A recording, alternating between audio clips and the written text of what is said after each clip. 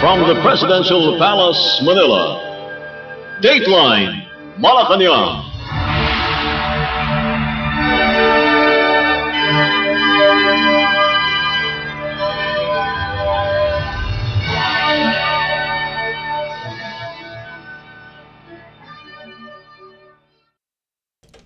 Good day, this is Dateline Malacañang, and here are the news. Philippine President Ferdinand R. Marcos Jr. visited Ninoy Aquino International Airport or NAIA Terminal 3 in Pasay City to assess the developments and enhancements since the government's collaboration with the new NAIA Infrastructure Corporation or NNIC began. Accompanying President Marcos were Transportation Secretary Vince Dizon, Justice Secretary Jesus Crispin Remulla, Manila International Airport Authority or MIAA General Manager Eric Jose Ines, and NNIC General Manager Angelito Alvarez. During his tour of NAIA Terminal 3, President Marcos revealed a briefing on the various improvements implemented since the operations were handed over to the NNIC on September 14, 2024. President Marcos explored the Immigration Area, Overseas Filipino Workers or OFW Immigration Annex, OFW Lounge, OFW Rest Area, Transportation Network Vehicle Services or TNVS Area, and the Arrival Curbside Area. Migrant Workers Secretary Hans Leo Cacdac and Overseas Workers Welfare Administration Administrator Patricia Yvonne Caunan joined President Marcos during his inspection of the new facilities available for OFWs at the NAIA. The president mentioned that he visited the airport to personally witness the progress and upgrades that had occurred since the NNIC took charge. President Marcos expressed his support for the NNIC's initiative to enhance airport services and facilities for a more enjoyable travel experience for passengers. His tour of the new amenities at NAIA Terminal 3 aligns with his administration's vow to modernize the country's 76-year-old main international gateway and enhance the overall passenger experience.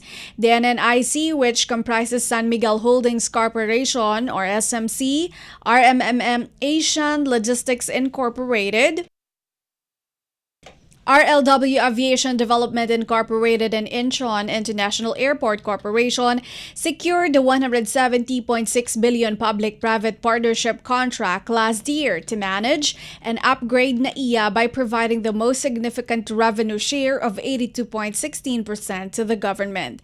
Since assuming control of NAIA operations last year, NNIC has prioritized the enhancement of infrastructure and optimization of airport processes. The SMC-led consortium is anticipated to revamp the NAIA complex, which includes the runway, taxiway, ramp areas, and the firefighting facility. It is also projected to raise the current annual passenger capacity of 32 million to 60 million at the main gateway. In March of this year, NNIC collaborated with Collins Aerospace, a global leader in airport technology, to implement advanced systems aimed at streamlining airport operations and aligning NAIA with international aviation standards. The project, scheduled for completion by September 2025, will introduce a common-use passenger processing system and common-use self-service kiosks to facilitate easy check-in and luggage drop-off for passengers. Dateline Malacañang. The Philippine President Ferdinand R. Marcos Jr. said that his government is committed to safeguarding the rights and well-being of the Filipino workforce. President Marcos made this commitment during a discussion with labor leaders at the Goldenberg Mansion within the Malacañang compound in Manila. In a statement, Raymond Mendoza, President of the Trade Union Congress of the Philippines or TUCP, and House Deputy Speaker confirmed that labor leaders met with President Marcos, emphasizing that they addressed the most urgent labor and employment issues affecting millions of Filipino workers. Mendoza also mentioned that discussions included the safeguarding of workers' rights, the guarantee of living wages, and the creation of quality jobs. He highlighted that the TUCP is dedicated to collaborating with the government and essential stakeholders to ensure that labor rights are not only promised but consistently upheld. He pointed out that a more prosperous and equitable Bagong Pilipinas or New Philippines cannot be achieved if the country's workforce remains ensnared in the destructive cycle of unstable employment, insufficient wages, and disenfranchisement. The TUCP is advocating for the swift enactment of several measures that would benefit the labor sector, including the Union Formation Act, Assumption of Jurisdiction Act, and Workers' Right to Strike Act.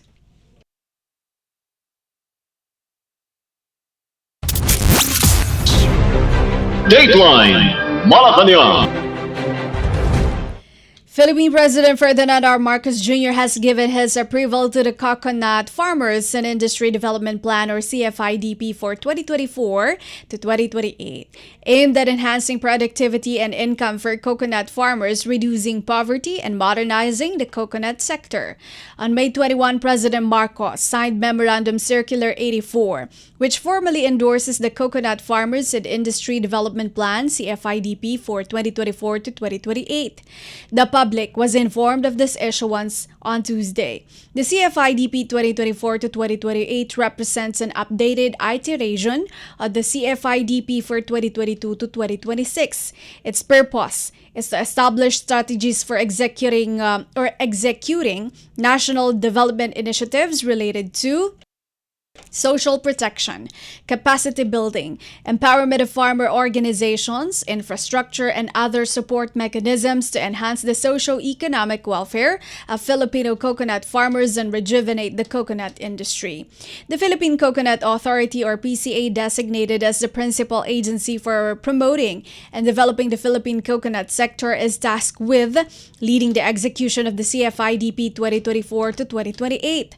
All national government departments, agencies, bureaus, and offices, including slate universities and colleges, government-operated or controlled corporations, and government financial institutions are instructed to back the execution of the CFIDP 2024 to 2028 as well as its programs, initiatives, and projects.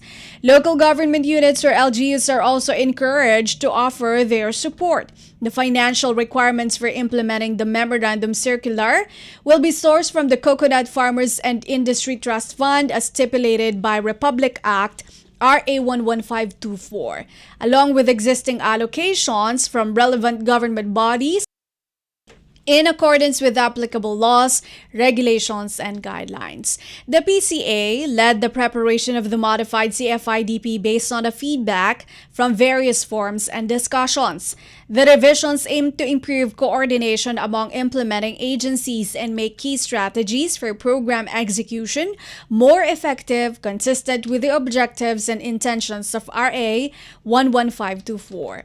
The updated CFIDP reorganized the initial 6 national development programs into 7 components. These programs include social protection programs, training program for coconut farmers and their families, empowerment of coconut farmers through cooperatives, coconut hybridization program, community-based farmer enterprise development, integrated coconut processing and downstream products, and support service programs. The training program for coconut farmers and their families has been distinctively separated from the social protection programs to emphasize its essential role as a foundational element in achieving the goals of the other national development programs. Dateline Malacañang. Philippine President Ferdinand R. Marcos Jr. has instructed the adoption of an updated list of statistical activities such as census and surveys to be carried out by government entities. In Executive Order or EO 87 signed on May 21, President Marcos noted that the revised list aims to guarantee the availability of reliable data that accurately represents the current condition of the Philippine economy and socio-economic progress. Designated statistical activities refer to the specific tasks or functions undertaken by government agencies to produce crucial data vital for economic planning, program development, and policy making for both the government and private sectors. This initiative is deemed essential as a data-driven approach to policymaking more effectively meets the country's changing needs and challenges.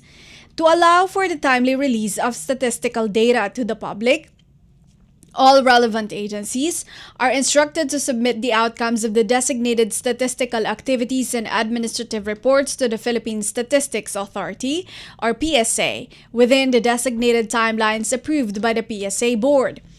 All relevant government entities, agencies, bureaus, offices, and instrumentalities, including government-owned or controlled corporations, are mandated to support the implementation of EO 87. Local government units and the private sector are encouraged to follow suit. The financial resources required for the execution of the new order will be sourced from the current and available appropriations of the PSA and other implementing bodies. The budget proposals of the PSA and the implementing agencies will include the funding needs for the sustained execution of EO 87. EO 87, which was made public on Tuesday, will take effect immediately upon its publication in the official gazette or in a widely circulated newspaper. Dateline Malacañang. Philippine President Ferdinand R. Marcos Jr. has established an interagency task force tasked with facilitating the preparation, organization, and hosting of the 33rd Asia-Pacific Regional Scout Jamboree, or APRSJ. According to Administrative Order, or AO 33, signed by President Marcos on May 21, the Boy Scouts of the Philippines will chair the task force. The Philippines is scheduled to hold the 33rd APRSJ from December 14 to 21 at Kainomayan Scout Camp in Botolan, Zambales under the theme Be Prepared, Scouts for Peace and Sustainable Development. The task force comprises members from various departments including education, foreign affairs, health, local government, public works, tourism, transportation, and information and communications technology, as well as the Bureau of Immigration, Philippine National Police, and the Philippine Information Agency. The task force is charged with assisting the BSP in the development and execution of programs, activities, and projects, in addition to organizing and managing the requirements for the hosting of the 33rd APRSJ. It is also mandated to coordinate and work together with other departments, bureaus, offices, agencies, and instrumentalities of the government, including GOCCs and SUCs, to ensure a successful hosting of the event. All national government agencies and instrumentalities, including GOCCs and SUCs, are required to offer support and assistance, while all LGUs, non-government organization, and private sector entities are encouraged to provide support for the effective and efficient execution of AO 33. The APRSJ, organized by the Asia-Pacific Regional Scout Committee of the World Organization of the Scout Movement, is a significant scouting event in the Asia-Pacific region, aimed at offering scouts aged 12 to 17 an opportunity to enjoy the fellowship of World Scouting in an engaging and educational environment. AO 33, a copy of which was released on Tuesday, effective immediately. Dateline Malacañang. Malacañang alerted the public that free anti-rabies vaccinations and immunizations for children from birth to 5 years old are available at all public hospitals and health centers. Philippine Presidential Communications Secretary and Palace Press Officer Claire Castro made the announcement in a press briefing. Rabies continues to be a significant public health issue in the Philippines, with 426 reported fatalities last year. The virus is deadly once symptoms manifest but can be prevented with prompt post-exposure prophylaxis. For individuals seeking care in private healthcare establishments, Castro mentioned that PhilHealth provides an animal bite treatment package to help mitigate the expenses of treatment. Additionally, she emphasized that a comprehensive range of routine vaccination for young children, including those against tuberculosis or BCG, hepatitis B, diphtheria, pertussis, Tetanus, polio, and measles, mumps, rubella, or MMR are available at no cost in all government-operated facilities. She encouraged parents and guardians to take their children aged 0 to 5 to the nearest public hospitals or health centers to take advantage of these services. Sakaling nakagat o nakalmot kayo ng inyong mga alagang aso at pusa, nangangamba sa rabies. Libre po ang pagbabakuna sa mga government hospital. Sa mga dudulog naman po sa private hospitals, may animal bite package naman ang PhilHealth. Communications Secretary and Palace Press Officer Claire Castro. Dateline Malacañang.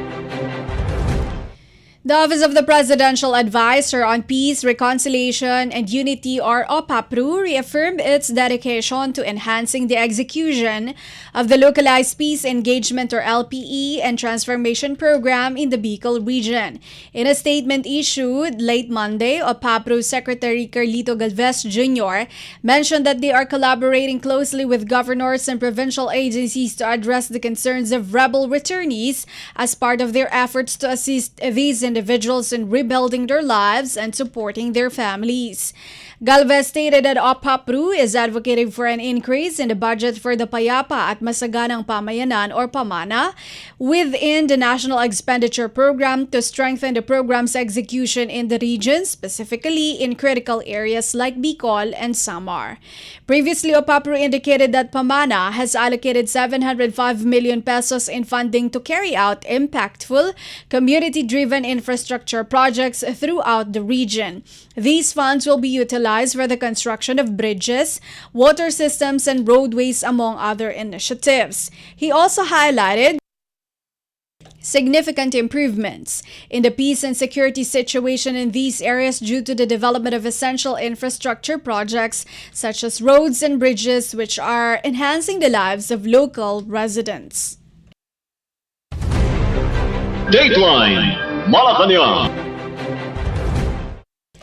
Public school educators nationwide are starting to experience the long-desired relief as the Department of Education, or DepEd, revealed on Tuesday a 57% decrease in classroom documentation under the leadership of Philippine President Ferdinand R. Marcos Jr. The simplification of requirements was formalized through DepEd Order No. 6 Series of 2025, reducing the total number of school forms that teachers must routinely fill out from 174 to only 5, as stated in a news release. An additional 31 forms are allocated for auxiliary tasks, while 39 others pertain to teaching-related duties, contingent on teachers' workload classifications as per DepEd Order No. 5 Series of 2024. Secretary Sunny Angara mentioned that this initiative demonstrates the DepEd's dedication to enhancing both student outcomes and teacher well-being. Jeneline Trance from Graciano Lopez Haina Elementary School in Iloilo City observed that both collaboration and professional growth have improved. Dateline Malacañang. Philippine President Ferdinand R. Marcos Jr. has kept several cabinet officials as part of his administration's ongoing adjustment strategy. Executive Secretary Lucas Bersamin revealed the third phase of the bold reset during a press briefing at the Malacañang Palace Tuesday, detailing the administration's current performance assessment. Among those whose resignations were not accepted and will continue in their roles are Agriculture Secretary Francisco Chu Laurel, Agrarian Reform Secretary Conrado Estrella III, Education Secretary Juan Edgardo Angara, TESDA Director General Jose Francisco Benitez, Labor Secretary Bienvenido Laguesma, Social Welfare Secretary Rex Galchalian, Health Secretary Teodoro Herbosa, Migrant Workers Secretary Hans Leo Cacdac, Science and Technology Secretary Renato Solidum Jr., Tourism Secretary Cristina Frasco, Information and Communications Technology Secretary Henry Aguda, Transportation Secretary Vince Dizon, Public Works Secretary Manuel Bonoan, Chief Presidential Legal Counsel Juan Ponce Enrile, Presidential Management Staff Secretary Elaine Masukat, MMDA Chairman Romando Artes, Mindanao Development Authority Chairman Leo Teroso Magno, Presidential Advisor for Mindanao Concerns Secretary Antonio Ceriles, BIR Commissioner Romeo Lumagi Jr., Customs Commissioner Bienvenido Rubio, National Treasurer Sharon Almanza. Bersamin highlighted that the assessment process for performance is still in progress, which includes officials who are below the cabinet level. Well, if you are asking for blood, there will still be blood. But, we are still undertaking continuing performance evaluations even of those undersecretaries or those lower than the cabinet rank functionaries. I assure you that this is a very sweeping and thorough evaluation being made by the President and the panel of his choice regarding those who will be continuing, remaining in office, and those who will be ultimately ousted. All of them who have been retained, including myself, are expected to give fresh attention to the mandates and to give more performance, show more performance in our respective areas. In the meantime, Bersamin also revealed that the president has accepted the courtesy resignations of Maynardo Sabile, chairperson, and chief executive officer or CEO of the Presidential Commission for the Urban Poor, Terence Calatrava, presidential assistant for the Visayas, and Almarin Tilla, presidential assistant on Muslim affairs.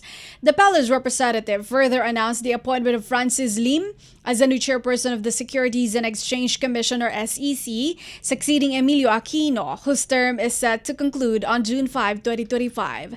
Lim has previously held the position of president and CEO at the Philippine Stock Exchange and is a senior partner at Accra Law. Additionally, Bersamin clarified that Foreign Affairs Secretary Enrique Manalo will remain in his role until his confirmation as the Philippines' permanent representative to the United Nations, a position that takes effect on August 1 pending approval from the Commission on Appointments or CA. Veteran diplomat Maria Teresa Lazaro has been appointed to take over Manalo's position effective July 31. President Marcos previously requested all his cabinet secretaries to tender their courtesy resignations following the 2025 midterm elections in order to realign his administration's priorities and services. So far, President Marcos has retained Bersamin and his economic team, which includes Trade Secretary Maria Cristina Roque, Finance Secretary Ralph Recto, Budget Secretary Amena Pangandaman, Economic Secretary Arsenio Balisacan, and Special Assistant to the President for Investments and Economic Affairs, Frederick Go. Interior Secretary John Vic Remulla, his brother Justice Secretary Jesus Crespin Remulla, and Defense Secretary Gilbert Chodoro have also been capped in their positions. Conversely, Secretary Rafael Lotilla has been moved to the Department of Environment and Natural Resources from the Department of Energy after the acceptance of Secretary Maria Antonio Yulo Loizagal's courtesy resignation. Furthermore, Jose Rizalino Aguzar, the Secretary of the Department of Human Settlements and Urban Development, has been appointed as Residential Advisor for the Pasig River Development with the rank of Secretary. He's succeeded by Engineer Ramon Aliling, a former Housing Undersecretary who previously directed the Pambansang Pabahay para sa Pilipino Program and the Pasig Bigyan Muli Bahay Project. Last week, Menardo Guevara and Popoy de Vera were replaced as Solicitor General and Chairperson of the Commission on Higher Education, respectively. Dateline Malacañang.